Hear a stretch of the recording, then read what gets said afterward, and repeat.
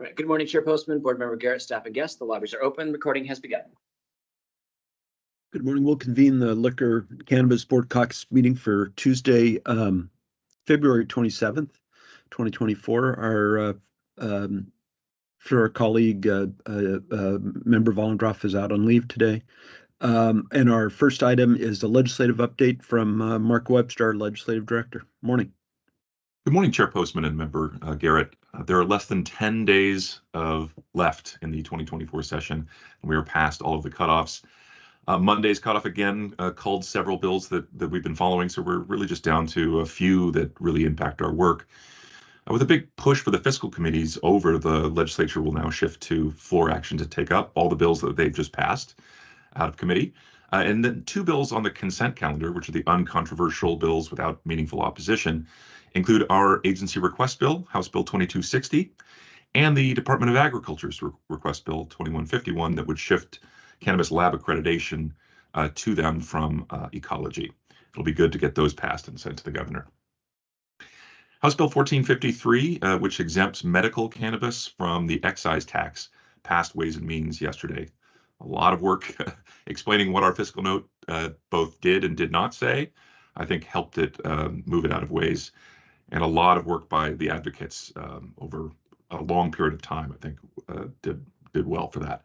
The committee amended a sunset clause under that, so it goes away after 10 years, and there's also a JLARC review of it.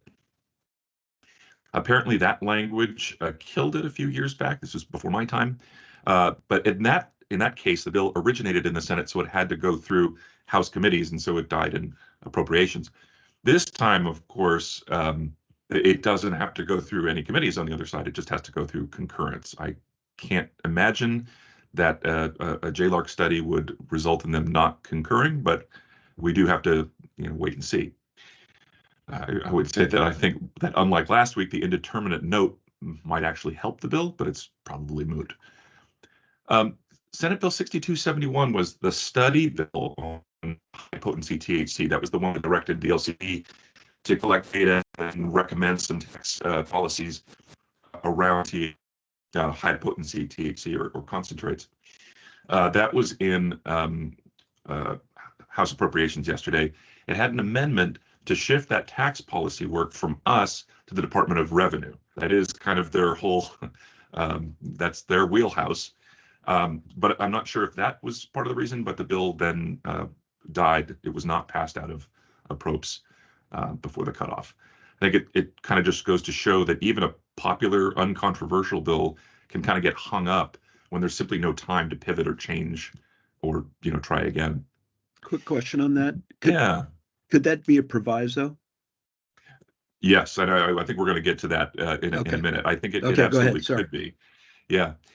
Finally, the Cannabis Waste Bill 5376, another bill that was introduced in 2023, passed House Appropriations as it came out of regulated substances and gaming. The Adult Entertainment Bill 6105 is now on the floor calendar, and we're likely to see a bunch of amendments. I think the first of those being public are just now on the legislature's website. Yeah, it continues to get the most attention, maybe aggravation of any bill this session. The House committee changed it pretty dramatically to remove the clearer language about licensing these clubs for alcohol. And then the language around the prohibited conduct WAC is stronger than the Senate's repeal language. Although I think at this point we need to figure out if it's implementable or how best to implement. But it's tough to do so given that it's not in its final form yet. I mean, again, we're just talking about floor amendments popping up. That said, I don't think it's likely to change dramatically from the form it's in now. I don't think we're going to get a change of heart where the House moves to the Senate's position and clearly states that it wants us to write rules to allow alcohol in the clubs. So we're going to need to be meeting with our AAGs on this soon, but would love the board's thoughts and feedbacks around how to proceed if it passes in broadly this form. Then many of the bills that we've discussed this session and which had progressed pretty far in the process are now dead. So like we just talked about with the study, we'll see if budget writers can fashion a budget proviso out of them. These might include the bill directing us to do more investigation around inversion and diversion of cannabis. That was a bill that passed the House. as well as the bill that required us to issue certain liquor licenses within 45 days of getting all the documents in. The bill that would have required us to do a dashboard of public health things, all number of things related to our work, which also passed the House. That didn't move. Finally, the bill allowing biometric age verification for alcohol purchases didn't move either. So we'll see. I think that one has more legal questions, so I think it'd be tough to make a proviso around that. But I'm not a budget writer. The other ones we'll have to see if they do want to make them a proviso or do some sort of a study around them. That's all I've got for today. On the high potency THC in the study, I mean, I would assume we're somewhat agnostic about where that lands. Right. In terms of the work. Is there any chance it ends up though with JLARC, which seems to be the most logical to me, maybe? Yeah, there's always a possibility. From what I've heard, I think JLARC and the Institute for Public Policy both cited some capacity concerns about taking on something like that. And wherever it lands, we're going to be involved because the data source is going to need to be CCRS. So Right. yeah, it'll be interesting to Right. see if it does become a proviso and then where it's placed. And I should just point out that the high potency THC bill itself, 2320, from Representative Davis, is still moving. So there's other work related to this in that. Could it become all An in amendment? one? Yeah, it's one way or the possible. other. Yeah. Okay. Yeah. Huh. Interesting. Okay. How does how do we look on the budget outside of the proviso things we were just talking about? I know that we had some questions when they released their Yeah. proposals. Yeah, I still think the House was maybe the high water mark around some of the requests that we had made around social equity and around the enterprise support, things like the research team and tribal and all those things. So the House gave us a little bit more. We're going to have to see what the Senate does. OFM's concerns letter is now out to the House and Senate. It did not mention our issues, but we do hope we can get some help from the OFM legislative director and others to mention that when they're talking about some of these That's bigger a issues. disappointment. So, because when you said that, the House is the high watermark between the two chambers, but the governor's the high watermark in our request, right? Yeah. Yes. Yeah. Yeah. Although again, like the governor's budget had the strange issue with the dedicated cannabis account funding, which was fixed in the House and Senate, which is. It was meant to be the high watermark. Yes, and, that's probably fair. Okay. Huh. All right. Well, let me know if you guys need any help on the budget stuff, if we do need to call anybody over there. But sure. Ollie, did you have a question for Mark? No? Okay.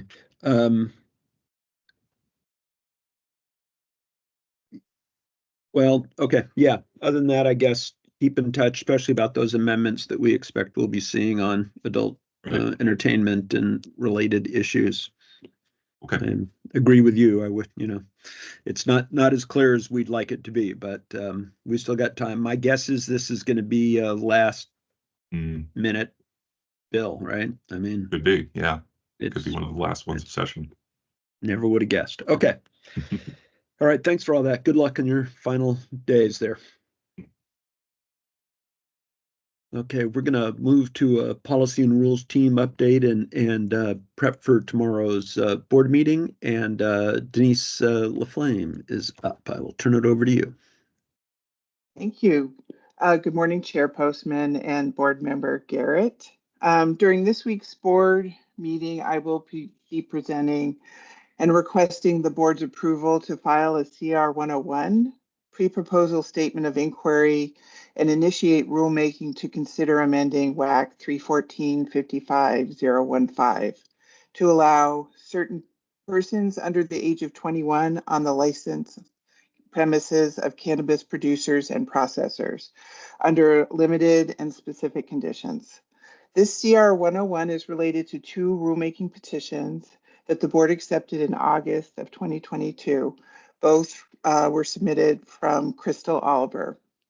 The first petition pertains to reinstating a temporary cannabis license allowance the LCB put in place during COVID-19 that permitted minors under 16 years of age on the licensed premises of cannabis producers and processors, provided certain conditions were met. The allowance expired on December 31st, 2022. The second petition pertains to allowing employees of contractors who are under the age of 21 on licensed premises of cannabis producers and processors under certain conditions. This would accommodate young employees who work in such trades as construction, plumbing, electrical, who may be under 21 and employed as apprentices or trainees. If approved, the CR 101 would be filed and an informal public comment period would be open until March 28th. We expect that we'd bring the CR 102 to the board for approval in July after a couple of rounds of stakeholder feedback. I'm happy to answer any questions you may have. Thank you.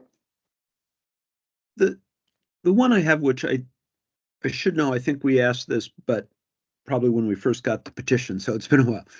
How would this compare to an equivalent on the alcohol side? Do we know? Like in a brewery, could you come if you were an apprentice or something? That's a good question. Maybe Daniel could speak to that. We were talking about that.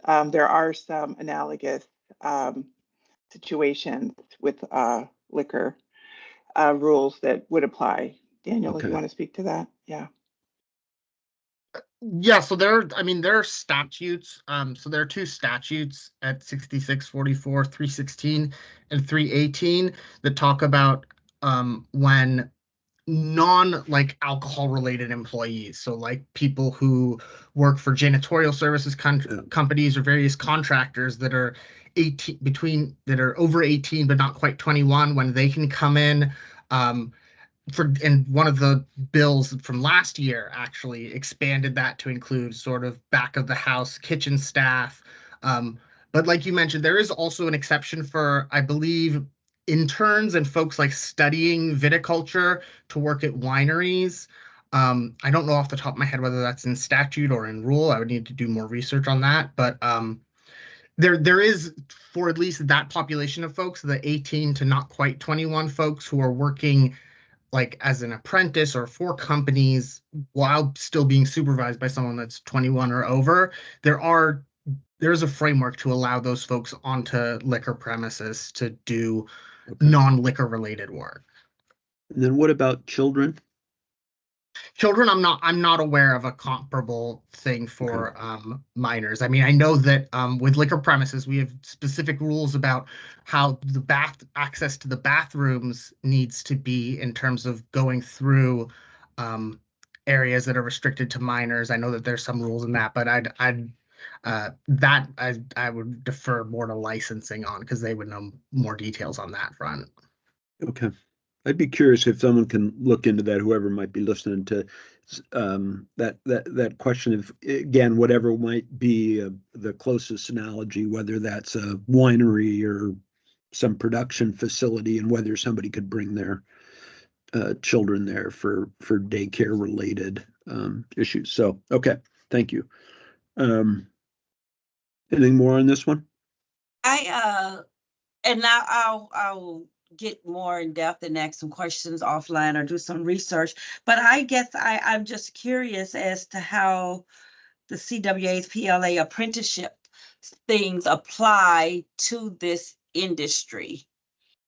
But I'll dig deeper after this call to see how that applies. Okay. Yeah. Good. Great. All right. Anything else on this one? Okay.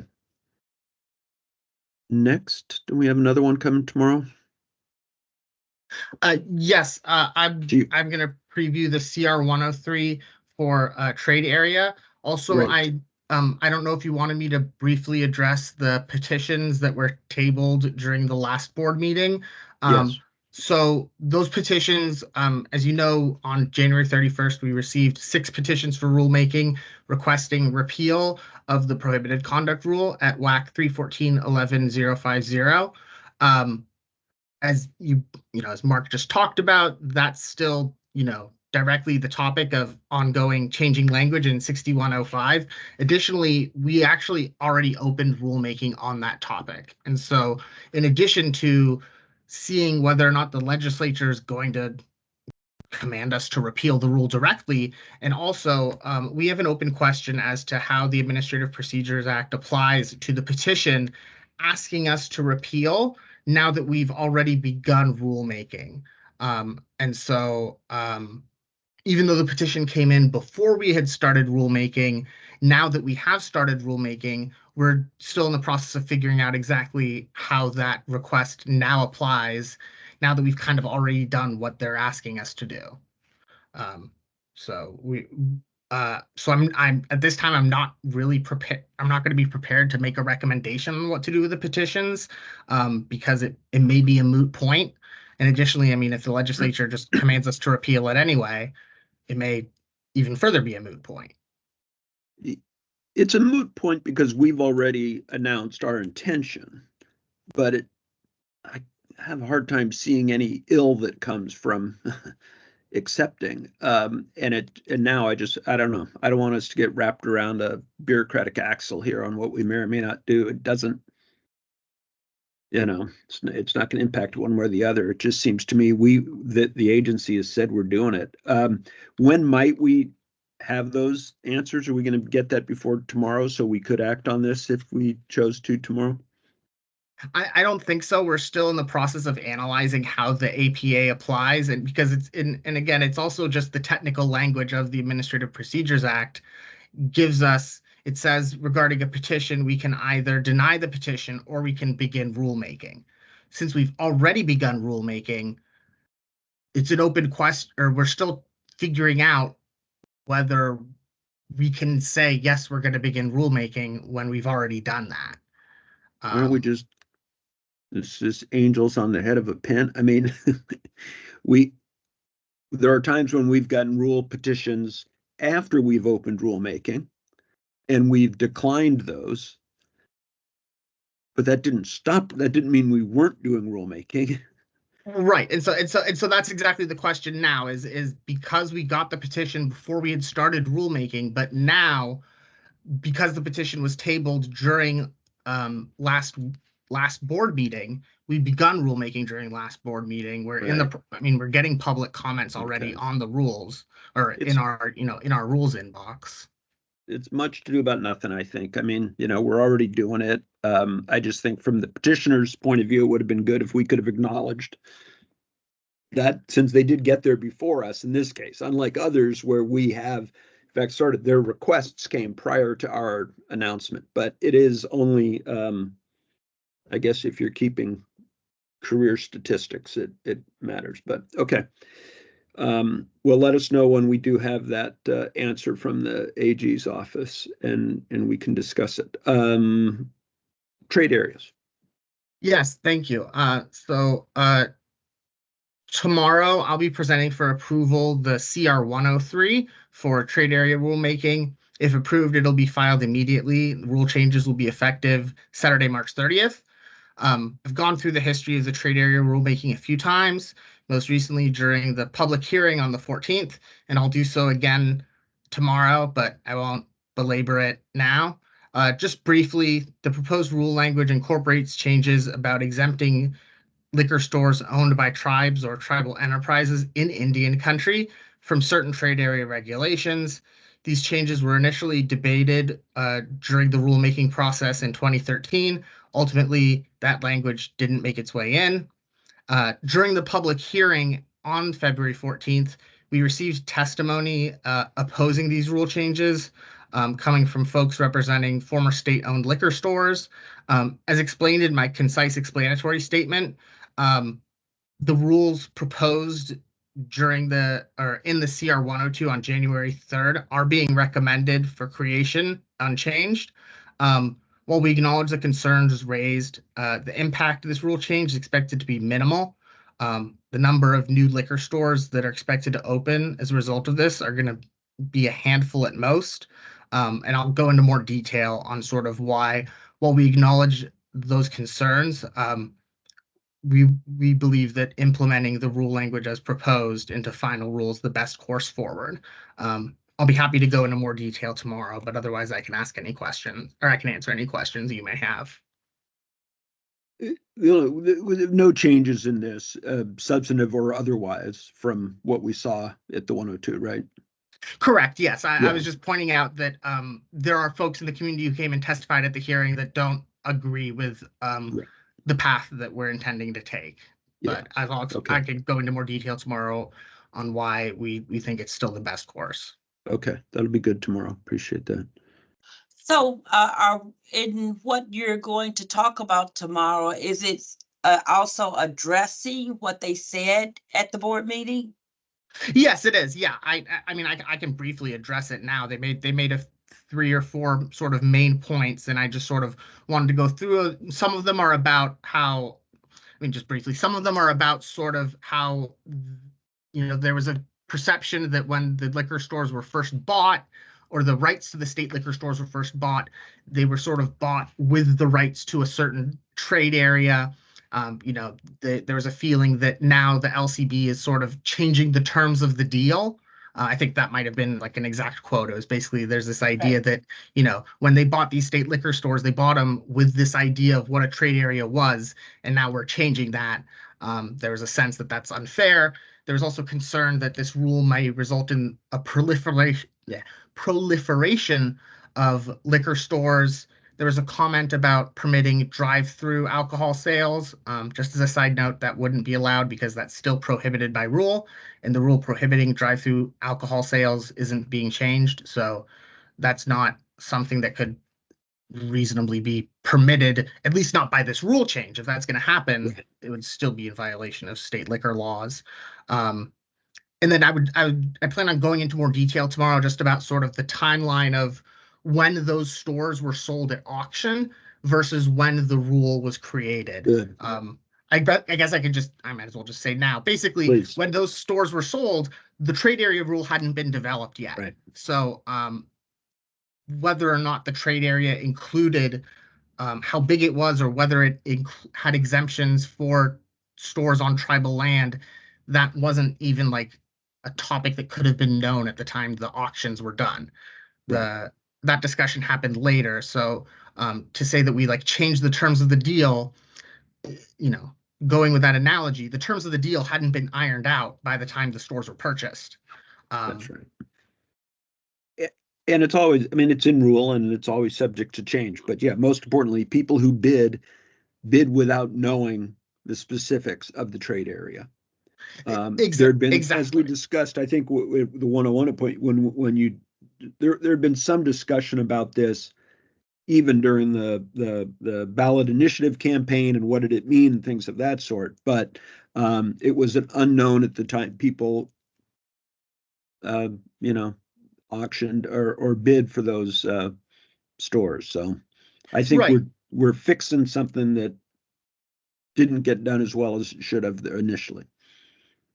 Yeah, and I think the other thing that I would say, and I've said this before, but I do want to say this again, is that this rule change is only going to allow new liquor stores that are less than 10,000 square feet that previously weren't allowed. I mean, this isn't going to allow a new sort of Total Wine and More mega or store, BevMo, exactly, or a Costco to open where it previously wasn't open, because those places are bigger than 10,000 square feet and could open regardless.